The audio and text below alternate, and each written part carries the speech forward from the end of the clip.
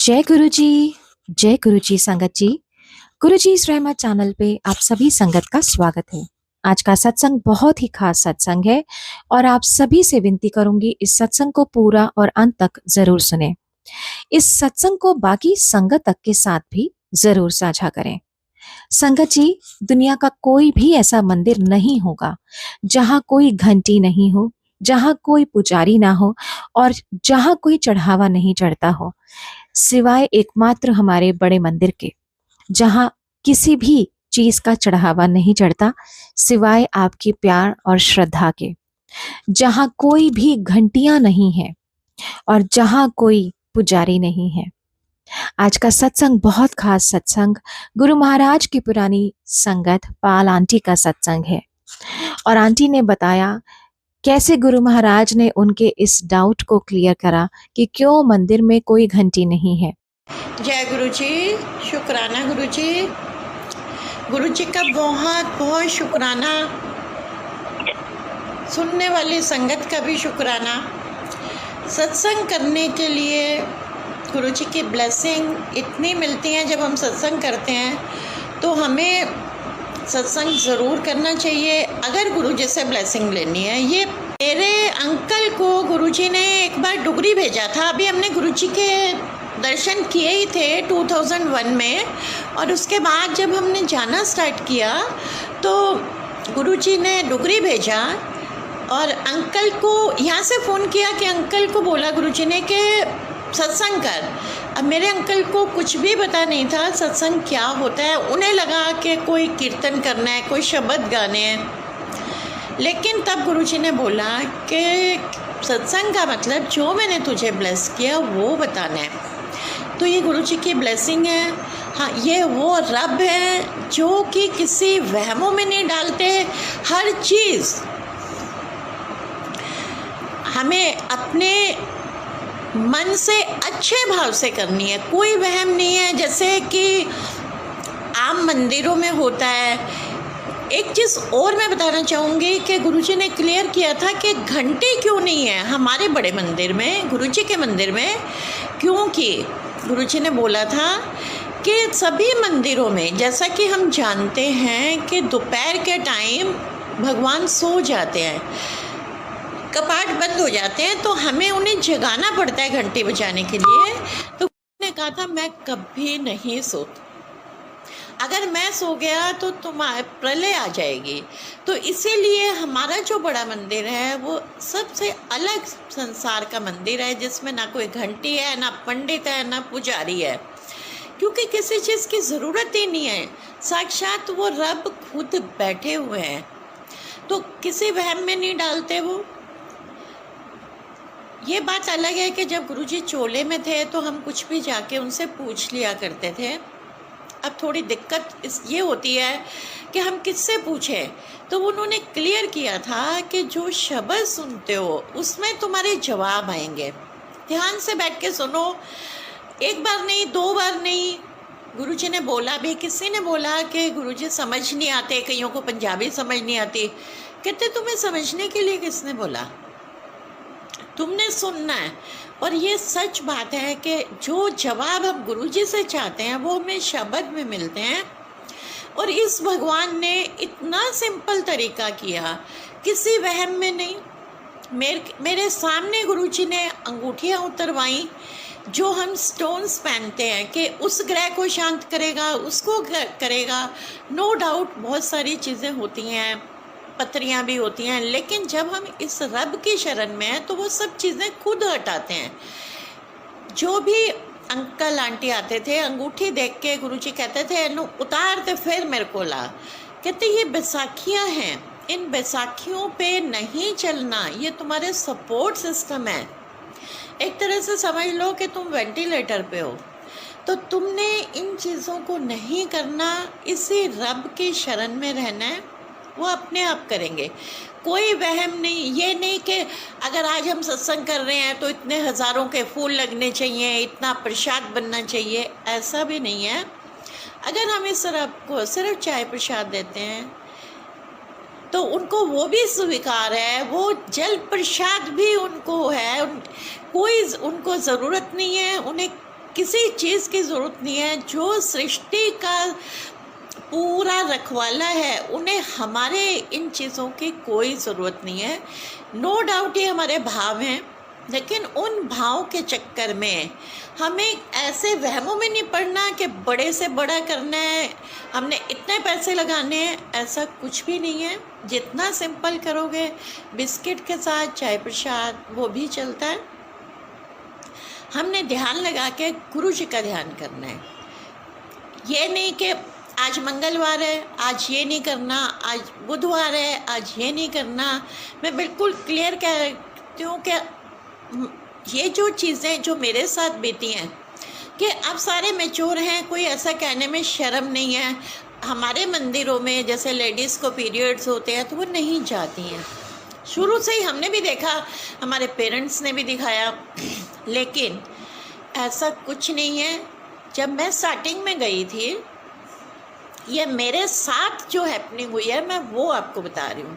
मैंने बहुत बार सत्संग किया, जैसे मेरे बहुत बुरे कर्म थे, मेरे साथ ख़राब चीज़ें थी, उनको हटाने के लिए गुरुजी मुझे माथा नहीं टेकने देते थे। तो मैं बहुत रोती थी, रोती हुई घर पे आती थी। तो गुरुजी ने फिर वो चीज़ मुझे ड्रीम में क्लियर की कि अगर मैं माथा नहीं टेकने देता तो क्या प्यार नहीं करता, दिल में रखता हूँ। और वही चीज़ ये तो ड्रीम में बोली, और जब मैं बाय स्टेट गई, सेम चीज़ गुरुजी ने अपने पूरे चरण ओपन करके, जो ड्रीम में पूरे चरण ओपन कर दिए थे, वही के वही किए। और मैंने उनके लाइव गुरुजी के चरणों में लिपस्टिक लगा दी, उनके चरणों से लिपट गई। सारी चीज़ें वो मैंने की जो मेरे मन में थी। मुझे था कि इतना बड़ा रब मिला है, उस रब को मुझे पकड़ना है, उसे टच करना है, फील करना है। तो उन्होंने मुझे फील कराया।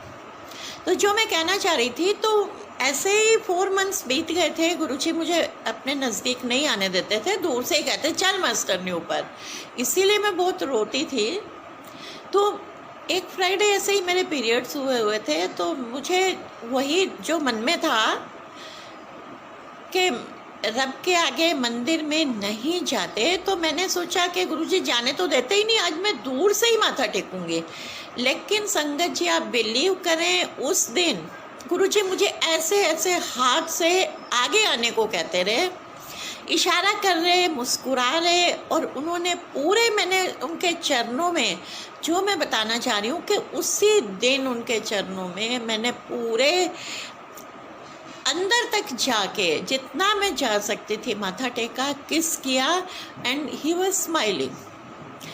मतलब गुरुजी ने वो वहम क्लियर किया, क्योंकि हमारे जो दिमाग में चल रहा था, किसी भी चीज़ का वहम नहीं करना है।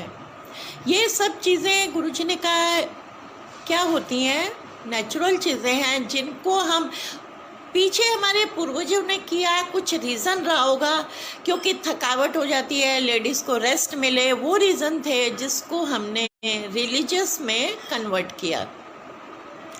लेकिन इस रब ने हमें किसी वहम में नहीं डाला, किसी भी चीज़ में। ना सुबह का टाइम अमृत वेला करते हैं, नो डाउट अच्छा होता है, इससे अच्छी कोई बात ही नहीं है। लेकिन अगर हम नहीं भी कर सकते, तो ये नहीं कि हम करें नहीं। गुरुजी ने कहा चाहे आप सुबह उठ के बिना नहाए अपने बेड पे भी नाम जपते हो, शब्द सुनते हो, तो भी वो उतना ही आपको इफ़ेक्ट करेगा, बजाय कि आप नहा धो के बैठो और पूरे जो रिचुअल्स हैं, फॉर्मेलिटीज़ हैं, वो करो। उन्होंने बोला कि अपने मन की मैल को साफ़ करना है, ना कि ऊपर नहा धो के दिल में हमारे कुछ भी गंदगी है उस पे हमने नहीं जाना है, किसी भी चक्कर में नहीं पड़ना। क्योंकि जैसे बिल्कुल क्लियर है, हमारे मंदिर में ना घंटी है ना पुजारी है, जाना है, माथा टेकना है, लेना ही लेना है, माथा टेकना है, लंगर खाना है और आ जाना है। कोई चढ़ावा नहीं है कि इतना प्रसाद ज़्यादा चढ़ा तो आपको ज़्यादा मिलेगा, जैसे जनरली होता है, ऐसा कुछ भी नहीं है। जो भी भाव आपके हैं, भाव अच्छे हों। गुरुजी ने कर्मों पे बहुत प्रेशर दिया कि कर्म अच्छे करो। अगर किसी का अच्छा नहीं कर सकते तो एटलीस्ट बुरा नहीं करो।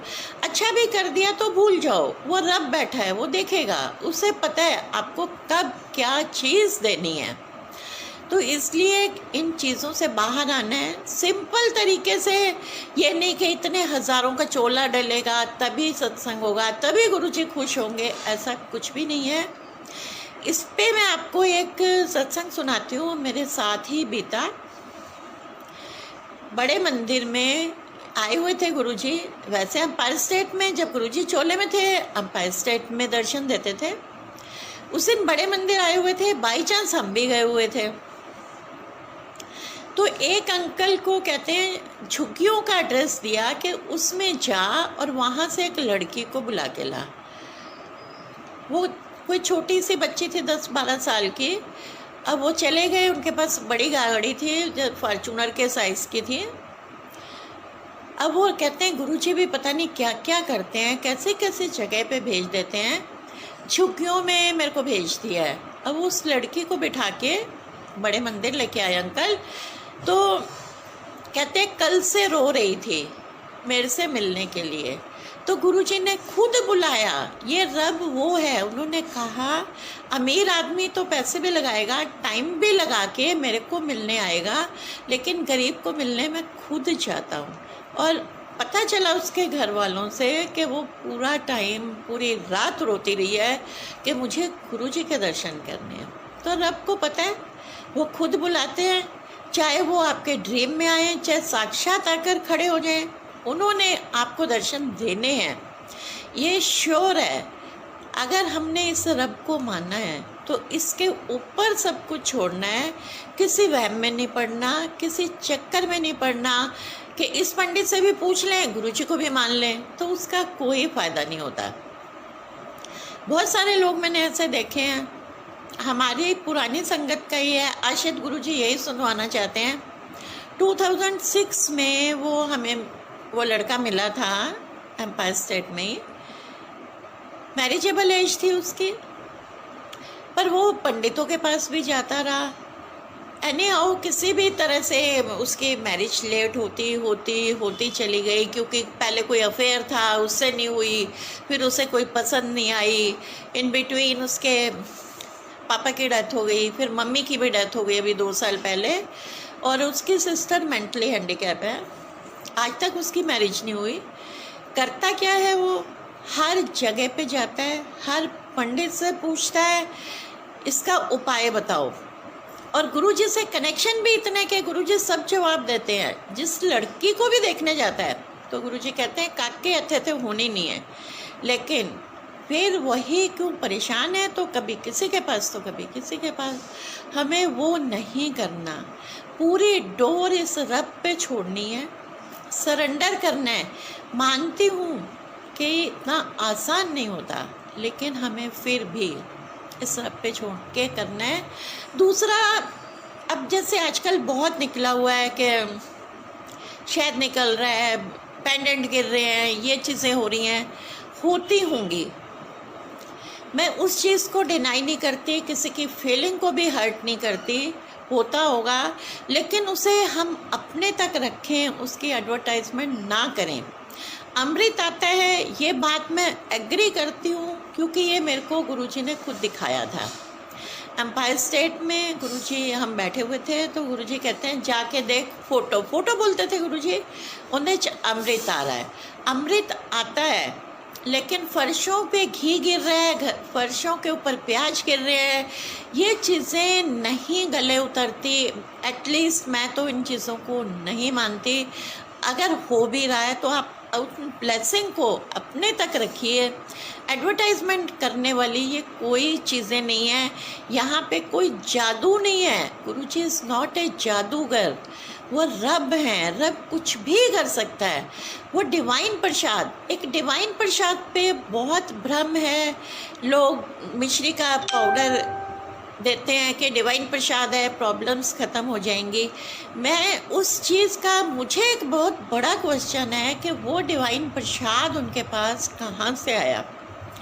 गुरुजी डिवाइन प्रसाद प्रोड्यूस किया करते थे, लेकिन उसी के लिए जिसकी उसकी ज़रूरत होती थी उसी को देते थे, या वो बोलते थे कि इन इन लोगों को दे दो। तो ये सब जब उनका प्रसाद है, जो हमने भोग लगाए, वो तो डिवाइन तो सारा ही है, सारे ही डिवाइन प्रसाद हैं, लेकिन वो अलग से एक नाम दिया जाए वो चीज़ नहीं सूट करती। डिवाइन प्रसाद गुरुजी ने खुद प्रोड्यूस किया। मेरे अंकल ने बोला भी कि गुरुजी मुझे डिवाइन प्रसाद चाहिए, तो गुरुजी ने कहा तन्नू लोड नहीं है। वो भी उसको देते थे जिनकी लाइफ थ्रेटनिंग होती थी, न्यू लाइफ देने के लिए ज़रूरत होती थी, उसे दिया करते थे। और सबसे बड़ी बात है, उस रब को पता है किससे देना है। We are nobody to say कि हमें मिलना चाहिए। हम इंसान हैं, हम मांगते हैं, लेकिन हमें नहीं मांगना और हर चीज़ को बांटना कि ये डिवाइन है, ये वो है, ये सारे वहमों से यहाँ पे ये दिख रहा है, वहाँ पे वो दिख रहा है, सब बेकार की चीज़ों में हमें नहीं पड़ना। साक्षात वो जब सामने बैठे हैं तो क्या हमें वो दिखाई नहीं दे रहे? अभी पीछे मैं व्हाट्सएप पे देख रही थी, फर्श के ऊपर गुरुजी के दर्शन हो रहे हैं। मतलब मुझे समझ नहीं आती कि हम ऐसी चीज़ें क्यों कर रहे हैं। हमें नहीं करनी है, वो हमारे दिल में है। मेरे को गुरुजी ने खुद बोला था कि अगर मैं माथा नहीं टेकने देता तो क्या मैं प्यार नहीं करता, यहाँ रखता हूँ दिल में, दिल में। तो उनको अपने दिलो दिमाग में बसाओ, उनके साथ कनेक्शन बनाओ। किसी संगत के साथ नहीं सुनना कि उसने मुझे ये बोला तो मुझे ऐसा करना है, उसने मुझे ऐसा बोला तो मुझे ऐसा करना है। ये सब बेकार की चीज़ें हैं, हमें इनमें नहीं पड़ना। नाम नहीं लेना चाहूँगी।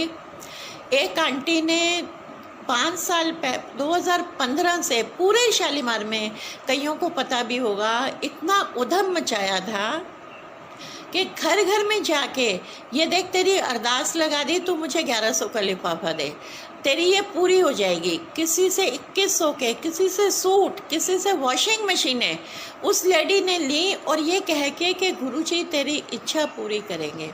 तो कितनी नॉनसेंस चीज़ें क्रिएट हुई। हमें इन चीज़ों से दूर रहना है।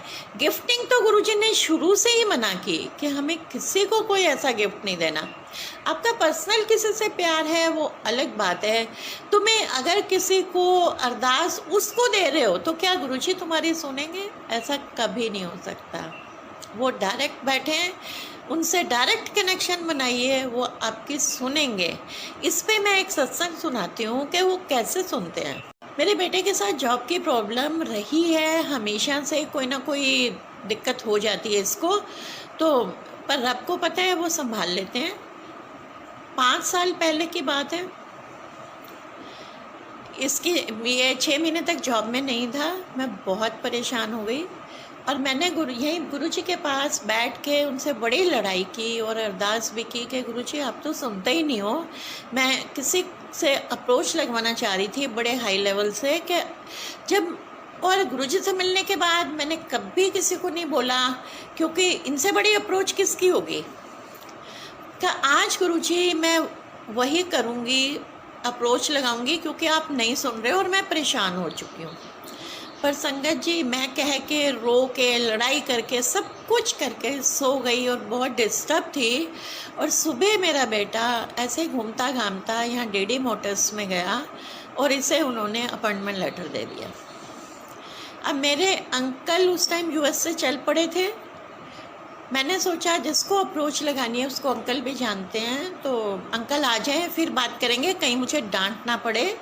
लेकिन उससे पहले ही गुरुजी ने इसे अपॉइंटमेंट लेटर दिलवा दिया। ये 22-23 तारीख की बात है अगस्त की, और 1 सितंबर का इसे लेटर दे दिया गुरुजी ने।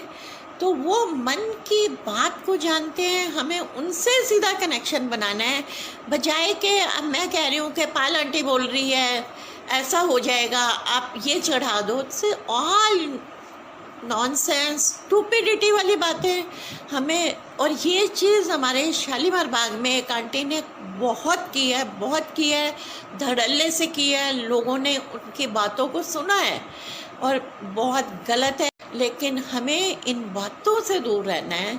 मेरा कहने का मतलब है, मैं कोई क्रिटिसाइज़ नहीं करनी, कि हमें इन बेकार की चीज़ों से दूर रह के रब से सीधा कनेक्शन बनाना है। वो आपकी हर बात को सुनते हैं, उन्हें सब कुछ मालूम है। आपको राइट टाइम पे राइट चीज़ वो ज़रूर देंगे, ज़रूर देंगे। ये मैं खुद अपने एक प्लेन पेपर पे लिख के दे सकती। मेरा जो बचपन है मेरे ननिहाल में बीता है। तो मैं अपने मामा जी के यहाँ रहती थी, ट्रांस यमुना में। तो जिस रूम में जो मुझे रूम मिला हुआ था जहाँ पे बैठ के मैं पढ़ाई करती थी, गुरुजी उसी रूम में वाइट चोले में आए और आके हंसने लगे, मेरे बेड पे बैठ गए और मुझे कहते हैं, देख है मंचू नू कमली नू। अब मंचू जो मेरा नाम है वो कभी भी गुरुजी ने मेरे से नहीं पूछा था और ना मैंने बताया था। गुरुजी ने खुद बोला, गुरुजी अंतर्यामी है, उन्हें कुछ कहने की ज़रूरत नहीं। कहते देख अनु, मैं मत्था नहीं टेकन देता थे कि प्यार नहीं करता, इत्थे रखना इत्थे दिल दे विच। और गुरुजी ने पूरे अपने चरण खोले, मेरे बेड पे बैठे, सॉक्स भी उतार दी, कहते ला टेक ला मत्था। सो ब्यूटीफुल संगत जी। मैंने गुरुजी के चरणों में माथा टेका, उनके चरणों से लिपट गई, उनकी गोदी तक में बैठी, उनको हक किया। मैंने कहा गुरुजी बहुत शैतान हो आप, भगवान कृष्ण जैसे। आप मुझे तंग कर रहे थे, डेली में रोती हुई जाती थी, क्या रीज़न था? तो वो रीज़न तो उन्होंने क्लियर किया कि वो मेरे गंदे कर्मों को भगा रहे थे, मेरी प्रॉब्लम्स को भगा रहे थे। और वो चीज़, मेरा ड्रीम टूट गया और मैं बहुत एक्साइटेड थी। लेकिन वो गुरुजी ने क्लियर किया जब हम फ्राइडे, जैसे मैंने बोला था गुरुजी ने हमें फ्राइडे दिया हुआ था, ये थर्सडे नाइट को ड्रीम आया। तो फ्राइडे हम जैसे गुरुजी के दरबार में गुरुजी के दर्शनों को पहुँचे, तो जनरली गुरुजी की क्या प्रैक्टिस होती थी कि वो कैबिनेट पे बैठे होते थे और मुझे देखते ही उनके चरण नीचे भी होते थे तो फोल्ड कर लेते थे कि मैं माथा ना टेक पाऊँ। तो फिर मैं नीचे दरी पे ही माथा टेक देती थी। उस दिन मैं अकेली एंटर हुई हूँ स्टार्टिंग में और गुरुजी के चरण फोल्ड थे, उन्होंने नीचे किए, उसी वाइट ड्रेस में थे गुरुजी और मैंने सेम वही कुछ किया जो मैंने ड्रीम में किया। तो गुरुजी मुस्कुरा रहे थे। तो संगत जी, वो हमारे मन की हर एक भाव को, हर चीज़ को जानते हैं। जो परेशानी थी उसे भगा रहे थे, ना कि वो मुझे भगा रहे थे। वो चीज़ें धीरे धीरे क्लियर होती हैं। ये वो रब हैं कि हमें बहुत प्यार करते हैं, बहुत प्यार करते हैं, पूरी संगत को प्यार करते हैं। पूरा वर्ल्ड जो है वो उनकी संगत है, क्योंकि वो एक लाइट, एक जोत, एक अल्टीमेट पावर है। वो क्लियर किया उन्होंने। किस तरह से क्लियर किया? डायरेक्ट बोल के। मेरी डॉटर की जब मैरिज हुई उससे पहले वो गुरुजी को बोला करती थी कि गुरुजी मेरी शादी गुरु संगत के किसी लड़के से कराना। बट नॉन संगत में हुई, संगत तो बाद में बनी गई। लेकिन एक दिन गुरुजी को कहती है, गुरुजी एक ही चीज़ आपसे मांगी थी, वो आपने पूरी नहीं की। ऐसे शिकायत, क्योंकि हम लोग क्या करते हैं, शिकायतें ही करते रहते हैं। उसी दिन बाहर अपर स्टेट के बाहर जो जगह बनी हुई है वहाँ पे अभी बैठे थे, दरवाज़ा खुला नहीं था। एक और लड़की इसी एज की, उसकी भी अभी शादी हुई थी। इन दोनों का बैठ के आपस में सत्संग शुरू हो गया। तो आपस में ये बोल रहे थे, उसने भी गुरुजी को समाओ यही बोला था कि गुरुजी संगत का वो देना, लेकिन उसकी भी नहीं हुई थी संगत के लड़के से शादी। तो ये आपस में सत्संग शेयर कर रहे थे। तो वो लड़की बोलती है कि मैंने तो गुरुजी को डायरेक्ट बोल दिया कि गुरुजी आपसे जो मांगा था वो आपने नहीं दिया। इसने तो मन में प्रे की, उसने डायरेक्ट बोल दिया। तो गुरुजी कहते हैं, कमली सारी दुनिया मेरी संगत है, सारा संसार मेरी संगत है, मुझे सबको ब्लेस करना है, क्योंकि ये वो पावर है, महाशिव है, ना इनसे ऊपर है, कोई आया ना आ सकता है। ये गुरुजी ने बोला था, तो उसका आंसर भी दिया। और सबसे बड़ी बात कि गुरुजी ने क्लियर किया कि उनके पास कोई मंदिर गया है या नहीं गया, लेकिन संगत तो गुरु जी की है। हम सब बंदे तो उन्हीं के हैं, उसी रब के हैं। उससे रिलेटेड मैं ये कहना चाहूँगी कि हमें इस रब को पाने के लिए हमें कुछ नहीं करना, कोई वहमों में नहीं पड़ना, हर चीज़ उनको मालूम है। बहुत सिंपल तरीके से गुरु जी ने हमें चीज़ें समझाई। जिन्हें ओम नमः शिवाय शिव जी सदा सहाय का पाठ दिया था, इसी का हमने जाप करना है। एनफ है ये, कोई व्रतों में किसी रिचुअल्स में नहीं पढ़ना। अगर किसी के लिए कोई एक आधी संगत के लिए होता था तो गुरु जी खुद बोल दिया करते थे कि ये वाला पाठ कर लेना या ये कर लेना, वेरी रेयरली, लेकिन कोई वहम में नहीं डाला उन्होंने। नारंग अंकल को खुद गुरु जी ने बोला था कि माला नहीं जपनी, माला नहीं जपनी। उन्होंने क्वेश्चन भी किया कि गुरु जी माला जपने में क्या होता है। तब गुरु जी ने बोला कि जब हम माला जप रहे होते हैं तो हमारा ध्यान जाप में ना होके माला की काउंटिंग में होता है। इसीलिए गुरु जी ने कभी भी माला जपने को प्रेफरेंस नहीं दी। तो आधा घंटा 15 मिनट चलते फिरते जितना भी आप जाप कर सकते हो वो करते रहो, कोई रिस्ट्रिक्शन नहीं है, कुछ भी नहीं, किसी बंधन में नहीं बांधा। सबसे बड़ी ग्रेस हमारे रब की ये है।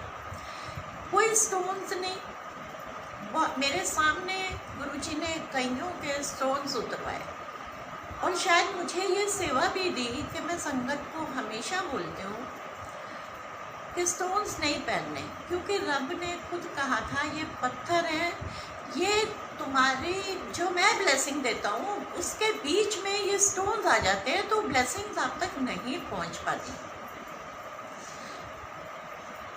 डॉक्टर नीलम है, उनको मेरी फ्रेंड की बेटी है जो कि एक नीस ही है, मेरी एक तरह से रिलेटिव आप कह सकते हो।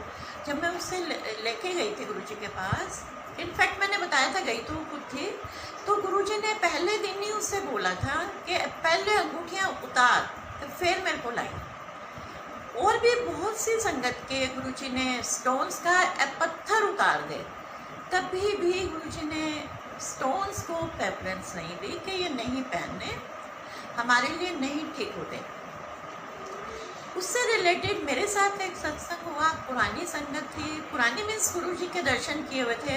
हम उन्हें पुराने और नए में वो एक डिफ्रेंशिएट कर देते हैं, जबकि ऐसा कुछ भी नहीं है। गुरु जी के पास हर सोल की अपनी जर्नी है, कितने सालों से जुड़ी है, उन्होंने अपने पास फिजिकली कब बुलाया है ये वो रब जानता है, हमारा कब टाइम आया है, लेकिन जर्नी तो सोल की चली आ रही है। तो उस टाइम गुरु जी के चोला छोड़ने के बाद बड़े मंदिर में भी इतनी ज़्यादा संगत नहीं होती थी, तो हम आगे बैठे हुए थे, वो आंटी भी बैठी थी, वो भी पुरानी संगत थी। और आप संगत ही सोच सकते हैं, ज़्यादातर संगत बड़े मंदिर गई है कि हॉल में ना बोल सकते हैं, ना बोलना अलाउड है और ना ही किसी की हिम्मत होती है। तो वो आंटी मेरे सामने ही ऐसे बैठ गई बराबर में, तो मैं उनको जानती थी। उनके हाथ में मैंने रिंग देखी और वहाँ बैठे बैठे पता नहीं क्या सूझा, मैंने उनका हाथ पकड़ लिया और उन्हें बोला, आंटी आप तो पुरानी संगत हो, ये सब क्या कर रहे हो, आपको मालूम है गुरुजी अलाउ नहीं करते। वो वहाँ से उठी, रोना शुरू कर दिया और बाहर चली गई। मैं बहुत ज़्यादा डर गई कि मैंने शायद गलत काम कर दिया, आंटी रो रही हैं, ये सब मेरे से क्या हो गया। थोड़ी देर के बाद जैसे लंगर स्टार्ट हुआ, मैं उनके पीछे गई और मैंने उनसे पूछा, आंटी क्या हुआ, अगर मैंने कुछ गलत बोल दिया तो आई एम सॉरी।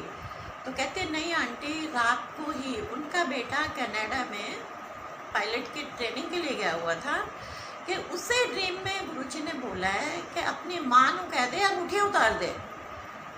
अब वो 12th के बाद ही गया था, तो हर एक पेरेंट्स को अपना बच्चा बहुत छोटा लगता है कि पता नहीं उसे समझ है या क्या, उसने क्या बोला। तो कहती मैं गुरुजी को जब आपने बोला उससे 1 सेकंड पहले बोला था, गुरुजी किसी से कहलवाओ या जवाब दो कि जो मेरे को ऋषभ ने बोला है क्या वो ठीक है या गलत है। तो कहते उसी टाइम आपने मेरा हाथ पकड़ के मुझे ये बोला, तो मैं वही इमोशनल हो गई और रोने लगी कि गुरुजी कैसे जवाब देते हैं। और तब तक वो रिंग उतार के अपने पर्स में डाल चुकी थी। तो संगत जी, ये बिल्कुल क्लियर है कि गुरुजी कभी भी इन वहमों में नहीं डालते। सब सिंपल चीज़ें ने कहा, ये करने से अगर हमें रब मिले तो हम वही करते रहेंगे। व्रत, उपवास, वहम, इस तरह की चीज़ों में उन्होंने कभी नहीं डाला। किसी पर्टिकुलर किसी संगत को ज़रूरत होती होगी तो गुरुजी ने कुछ एक आधा ऐसे मैंने सत्संग सुना है, बाकी उन्होंने कभी नहीं डाला, किसी को नहीं बोला। शिव पुराण के लिए गुरुजी ने ज़रूर कहा था कि शिव पुराण का पाठ किया करो, उसमें तुम्हें मेरे बारे में पता चलेगा कि मैं क्या हूँ, मैं क्या करता हूँ।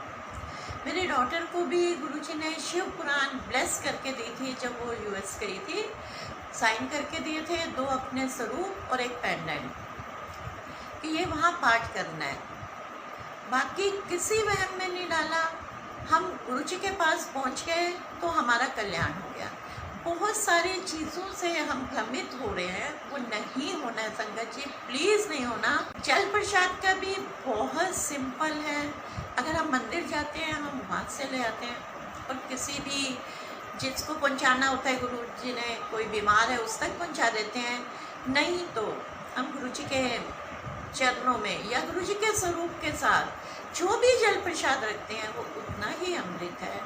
और मोरओवर सबसे बड़ी बात है कि जब गुरुजी देते हैं तो हमें इन चीज़ों की भी ज़रूरत नहीं होती, वो ब्लेस कर ही देते हैं बिना वहम किए, बिना किसी की बात सुने। कभी भी कि वो आंटी बताएंगी ये उसका जवाब है, हाँ ये जवाब जरूर होता है कि जो आप शब्द सुनते हैं। ये गुरुजी ने बोला था, क्योंकि जब गुरुजी चोले में थे तो ज़्यादातर हम क्या होता था कि जाके बहुत कोई कॉम्प्लिकेशन आई तो जाके पूछ लिया गुरुजी से, तो यस और नो का जवाब ले आते थे। लेकिन अब वो वाली हमारी लिमिटेशंस हैं कि हम कैसे पूछें, तो उसके लिए हमें शब्द सुनते हैं। और गुरुजी ने कहा शब्द आप में समझ आए ना आए आप सुनो, लेकिन उसका जवाब अगर आप ध्यान से सुनोगे आपके क्वेश्चंस के जवाब उसमें मिलते हैं। ये गुरुजी की वाणी है, गुरुजी ने खुद बोला है, इसीलिए उन्होंने शब्द सुनवाए। आफ्टर द शब्द एंड आरती तब बेशक हम भजन लगा लें। ये बोलते थे कि मस्ती भी करो, ऐश भी करो, हर टाइम शब्द नहीं सुने जाते, ये गुरुजी कहते थे। लेकिन जिस टाइम सत्संग चल रहा है, शब्द चल रहे हैं, तब उस टाइम में पूरी स्पीड से गुरुजी जो चलवाते थे उसमें हमने ध्यान लगाना है और अपनी प्रॉब्लम्स का सल्यूशन उसी में ढूंढना है। ये गुरुजी का प्रॉपर मैसेज था। और जैसे लोटे की भी बात होती है, कोई छोटी मोटी चीज़ के लिए हम लोग लोटा लेके मंदिर चले जाते हैं, ऐसा गुरुजी ने नहीं किया था। बहुत कोई मेजर प्रॉब्लम है, कोई लाइफ थ्रेटनिंग है, लाइफ पे बना हुआ है, तब गुरुजी खुद बोल देते थे कि लोटा ले आओ और वो ब्लेस कर देते थे। जिसको हमने विम से नहीं धोना होता और रात को उसे भर के गुरुजी के स्वरूप के पास रखना है, सुबह आधा पीना है और आधे से नहाना है, उसे ख़त्म कर देना है, पूरा टाइम नहीं रखना। कोई लंबे चौड़े गुरुजी ने रूल्स नहीं बनाए। अगर हम घर के मेंबर 5-6 जितने भी हैं वो बैठ के सत्संग करते हैं तो वो भी इक्वली तुम्हें ब्लेसिंग देता है। हमें तो गुरुजी की ब्लेसिंग लेनी है, वो किसी भी फॉर्म में लें, बहुत सारा प्रसाद, बहुत ज़्यादा या बहुत महंगी चीज़ें, ऐसे गुरुजी ने कभी भी वो नहीं की।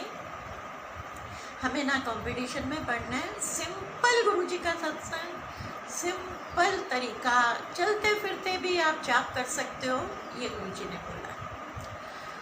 इसके अलावा फिर मैं बताती हूँ कि मेरी डॉटर को गुरुजी ने कैसे ब्लेस किया। जब वो यूएस चली गई, उसे वहाँ जॉब विदिन मंथ ही मिल गई थी, लेकिन हमने गुरुजी को बोला आके कि गुरुजी उसे जॉब मिल गई है तो बहुत बहुत शुक्राना।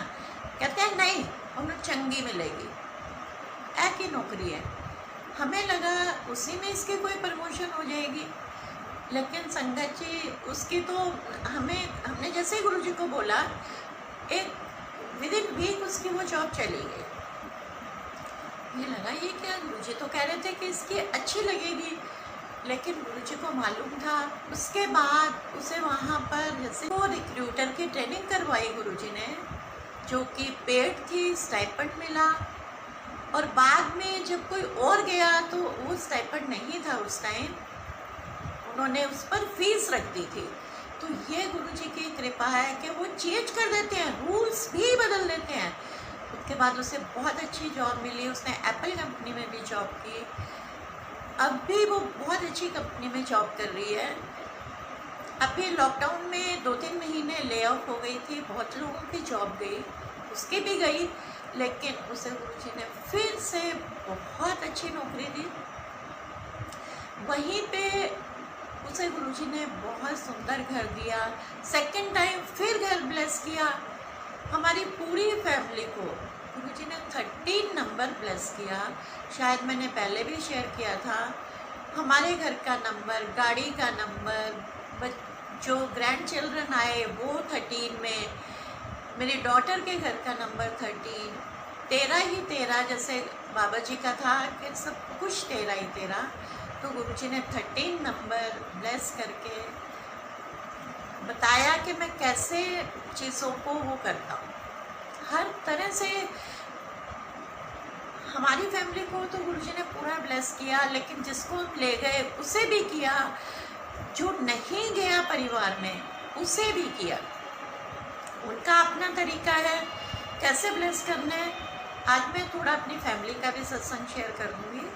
मेरे से छोटी जो सिस्टर है वो यहाँ बहुत डिप्रेशन में थी, और डिप्रेशन में किस लिए गई कि बिजनेस सारा ख़त्म हो गया था, और उसके पास एक 5 रुपए के बिस्किट के पैकेट खरीदने के भी पैसे नहीं थे। तो सबसे छोटी सिस्टर ऑलरेडी यूएस में थी, तब मेरी डॉटर भी नहीं गई थी, उसकी मैरिज नहीं हुई थी। तो हमने किसी तरीके से उसे यूएस भेजा कि वो वहाँ सेटल हो जाए। डिप्रेशन के साथ उसे प्रॉब्लम और हो गई साथ में, जिसको कोलाइटिस बोलते हैं, कि पॉटी के थ्रू ब्लड आता है और उसका कोई इलाज नहीं है। स्टेरॉइड्स पे रखा गया उसे, यूएस जाते ही ये अटैक आ गया। थोड़ी सी उसे इंडिया में भी प्रॉब्लम थी, तो अब डॉक्टर्स ने कहा इसका कोई ट्रीटमेंट नहीं है, पूरी लाइफ आपको दवाई खानी पड़ेगी। एज उस टाइम बहुत छोटी थी, देखो मेरे से छोटी है, और ये बात मैं आपको बता रही हूँ 98-99। अब उसका बेटा यहाँ पे था, ये लोग चले गए, लेकिन वीज़ा की भी प्रॉब्लम आ रही थी, उसके बेटे को वीज़ा नहीं मिल रहा था। मैंने गुरुजी के पास जाना ही शुरू किया था 2000 में, तो वो भी साथ में गया। अब जब उसकी रिपोर्ट आई कि ये मेडिसिन से इसकी चलेगी, तो वो गुरुजी के चरणों में बैठ गया और रोने लगा कि गुरुजी प्लीज़ मम्मा को ठीक कर दो और मेरे को गुरुजी के पास भेज दो, क्योंकि उससे वीज़ा नहीं मिल रहा था, वही रह गया था। उसके बेटी, मेरी सिस्टर, उसके हस्बैंड चले गए थे। तो गुरुजी ने उसे उस दिन 8 लड्डुओं का प्रसाद दिया। 8 का मतलब पूरा एक 4 लड्डुओं का बड़ा जो लड्डू होता है, फुल भरा हुआ था नट्स के साथ, एक दिया और उसने खा लिया। उससे फिर कॉर्नर से बुलाया गुरुजी ने। अब वो मेरे मुंह को देख रहा था कि मैं इसे कैसे खाऊंगा, पर जब रब खिलाता है तो हम खा लेते हैं। उसने वो भी खा लिया। तो आप संगत जी देखो, 8 लड्डू इतने पूरे ड्राई फ्रूट से भरे हुए उसने खाए, और वो मेरे को देख के हंस रहा था। मैंने कहा खाओ, गुरुजी ने बोला है। क्योंकि उसे बोला, जैसे उसने बोला था कि मम्मी को ठीक करो, तो पहले ही गुरुजी ने पूछा उससे कि तुम आया किसके साथ है। तो मैं सामने ही बैठी हुई थी सॉरी। तो बोलता है कि गुरुजी मासी के साथ। मैं केड़ी मासी? अब वो मेरे को देख के गुरुजी भी हंसने लगे और मैं एकदम डर गई। गर्दन मैंने नीचे कर ली, क्योंकि रब है, हमें घबराहट हो जाती है, हम इतना रब को फेस नहीं कर सकते। इतनी ज़्यादा उनके अंदर से पावर्स लाइट निकलती थी कि हम नहीं उनके पास जा सकते थे। तो गुरुजी ने उसे प्रसाद दिया, फिर उसके बाद लंगर भी किया और ये भी कह दिया कुछ नहीं है तेरी माँ। और संगत जी आप बिलीव करें, जब उसका दोबारा से टेस्ट हुआ 1 वीक के बाद, वो डिजीज़ ही गायब थी। उसका डिप्रेशन भी गुरुजी ने ठीक किया। आज की डेट में वो वहीं पे है। उसके दोनों फिर बेटे को भी पहुंचा दिया उसके पास। गुरुजी ने अपनी माँ के पास पहुंच गया। आज उसका अपना 10 साल का बेटा हो गया है। सब कुछ गुरुजी ने सेटल किया। उसकी डॉटर की मैरिज कराई, इतना अच्छा घर दिया उसे। उसके 2 बेटे हुए। सिर्फ मेरा नेफ्यू गया था, मेरी सिस्टर तो आज तक भी नहीं दर्शन कर पाई। पूरी उसकी फैमिली को ब्लेस किया। लेकिन संगत जी आप देखो कितनी वो डिवोटी है, बिना गुरुजी के दर्शन किए साक्षात। तो हम ये बोल ही नहीं सकते कि जिन्होंने साक्षात दर्शन नहीं किए वो ब्लेस नहीं है। वो संगत ज़्यादा ब्लेस्ड है, क्योंकि वो रब भी मान रही है और उन्हें पता है निराकार रूप में। जैसे हम मंदिरों में जाते हैं तो हम माथा टेकते हैं, तो क्या हम साक्षात तो हमें वहाँ कुछ नहीं दिख रहा होता। तो गुरुजी वो चीज़ है, वो भगवान है, वो लाइट है। ये गुरुजी ने बोला था कि मैं लाइट हूँ। ह्यूमन फॉर्म मैंने तुम लोगों के लिए लिया है, तुम्हें दिखाने के लिए। और उसी तरह ह्यूमन फॉर्म को का उन्होंने शरीर भी छोड़ा, ये हमें दिखाने के लिए कि देखो मैं जैसे आया था मैं वैसे जा रहा हूँ। लेकिन वो लाइट थे, ना उनका कोई रूप है, निराकार है। हाँ, उनकी कोई लिमिट नहीं है ब्लेसिंग देने की। जब गुरुजी चोले में थे तो मैं गुरुजी को बोला करती थी कि गुरुजी मेरे को ना, जैसे बाकी संगत सेवा करती है वैसे पता नहीं चलता था, लेकिन जैसे मैं आंटियों को देखती थी जो लंगर सेवा करके आती थी कि गुरुजी हमें नहीं मिल सकती, हमें भी कोई सेवा दे दो। मन में ही बोलते थे, कुछ कह तो सकते नहीं थे। तो मैंने एक दिन बोला गुरुजी कोई सेवा दे दो प्लीज़, चाहे टॉयलेट साफ करने की क्यों ना हो। तो जैसे ही मैंने माथा टेका, फ्राइडे का दिन था, तो गुरुजी मुझे कहते हैं आंटी सोमवार को बड़े मंदिर हो गए हैं। बड़े मंदिर के लिए गुरुजी ने बोला हुआ था और संगत जाती थी, बट हार्डली 15-20 ऐसी होती थी। और संगत ही प्रसाद ले जाती थी। माली अंकल चाय प्रसाद बना लाते थे और बहुत मज़े करते थे। पूरा मंदिर ऑलमोस्ट खाली होता था। हम लोग चले गए बड़े मंदिर। एक तो एक्साइटमेंट ये थी कि गुरुजी ने बोला था और हम जा रहे हैं, गुरुजी की आज्ञा का पालन कर रहे हैं। तो यही टॉयलेट्स इसी जगह पे थे। और जैसे ही मैं टॉयलेट गई, सेम चीज़ मैंने ड्रीम में रात को क्या देखा था कि बड़े मंदिर के टॉयलेट हैं और वो बहुत गंदे हैं। और सुबह उठ के मन खराब हो गया कि ये सब क्या। लेकिन मन में था कि गुरुजी सेवा दे दो, चाहे वो टॉयलेट साफ करने की हो। तो जब मैं बड़े मंदिर गई और मैं टॉयलेट गई तो वो उतने ही गंदे थे जो मैंने ड्रीम में देखे थे। और संगत जी मैं वो क्लीन करके आई, क्योंकि मैंने गुरुजी से खुद मांगा था। तो मन की बात वो कैसे सुनते हैं, कैसे मानते हैं। और वो मैं नहीं करके आई, मैं अपने कर्मों को धो के आई। हम कुछ भी करते हैं तो हमारे कर्म कट रहे होते हैं, क्योंकि कर्म काटना भी कोई आसान नहीं होता। जब हम बड़े मंदिर जाते थे तो जो एंट्री का वाली रोड है आज वाइट पत्थर है, उस टाइम वहाँ पे ग्रीन पत्थर होता था। तो जैसे कुछ ग्रुप में सेवा करते थे तो गुरुजी ने बोला कि ग्रीन पत्थर के साइड पे जो है इतनी कालक जम गई थी, बहुत ब्लैक हो गया था कि इसे साफ करो। जितना साफ करोगे, जैसे साफ करोगे तुम्हारे उतने कर्म साफ होंगे। संगत जी उस चीज़ का मैं खुद प्रूफ हूँ। हम बहुत सारा सामान लाए, कुछ वजह से बट्टियाँ, कुछ स्क्रबर, उसको साफ करने के लिए, लेकिन वो नहीं साफ हुए, हम नहीं कर पाए। और वो गुरुजी ने फिर मशीन चलवा के कराई। तो कर्मों को काटना इतना आसान नहीं होता। तो हमें हर पल शुक्राना करना है। शुक्राना भी यही कि अच्छे कर्म करके अगर हम हेल्प कर सकते हैं तो वही इस रब के लिए हमारे शुक्राना है। तो बहुत बहुत शुक्राना संगत जी, आपने सुना। इन चीज़ों को हम फॉलो करें, गुरु जी के सिंपल तरीकों को फॉलो करें। शुक्राना गुरु महाराज, बहुत बहुत शुक्राना। Thank you so much aunty, इतना प्यारा और इतना भावपूर्ण सत्संग सुनाने के लिए और हम सभी संगत का मार्गदर्शन करने के लिए। उम्मीद है आज के सत्संग के माध्यम से संगत जी आपके बहुत सारे अनसुलझे सवालों के जवाब जरूर मिले होंगे, क्योंकि यही कोशिश रहती है कि पुरानी संगत के माध्यम से हम गुरु महाराज को और अधिक जान पाएं, उनके और अधिक करीब आ पाएं। इसी कामना के साथ जय गुरु जी, शुक्राना गुरु महाराज।